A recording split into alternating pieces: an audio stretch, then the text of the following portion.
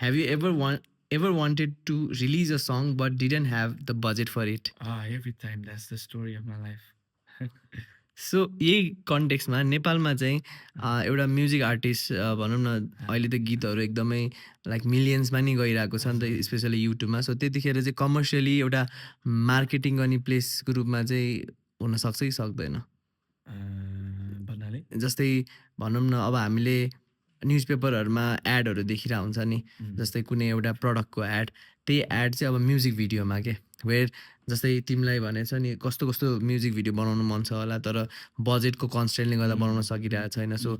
like commercially big ब्रान्ड्सहरू वा smaller brands any brands उनीहरूको लागि चाहिँ एउटा राम्रो प्लेटफर्म हो कि होइन to showcase their product भन्नु खोजेको तिम्रो perspective music video is one of the best platform जस्तो लाग्छ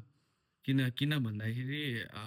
त्यहाँ चाहिँ अब कति क्रिएटिभ वेले होइन आजकल त हाम्रो जस्तै डिरेक्टर्सहरू content like creators like writers script राइटर्सहरूले पनि लाइक त्यो हुन्छ नि उहाँहरूको पनि अब नलेज एकदम ब्रोड भएको छ किन भन्दाखेरि अहिले झन् लाइक यो इन्टरनेटको एरामा चाहिँ त्यो नलेज चाहिँ गेन गर्न हुन्छ नि उहाँहरूलाई पनि धेरै सजिलो भएको छ सो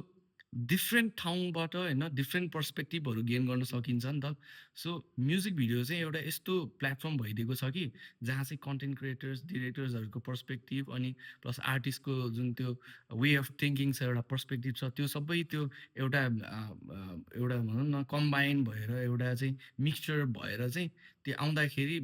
ब्रान्ड प्लेसमेन्ट चाहिँ अझै क्रिएटिभ वेमा हुन्छ जस्तो लाग्छ मलाई अनि त्यसले गर्दा चाहिँ ब्रान्डको भ्याल्यु चाहिँ अझै बढ्छ अनि प्लस फाइदा हुन्छ भनौँ न ब्रान्डलाई जस्तो लाग्छ मलाई चाहिँ इन अ ब्रिफ वेमा भन्दाखेरि चाहिँ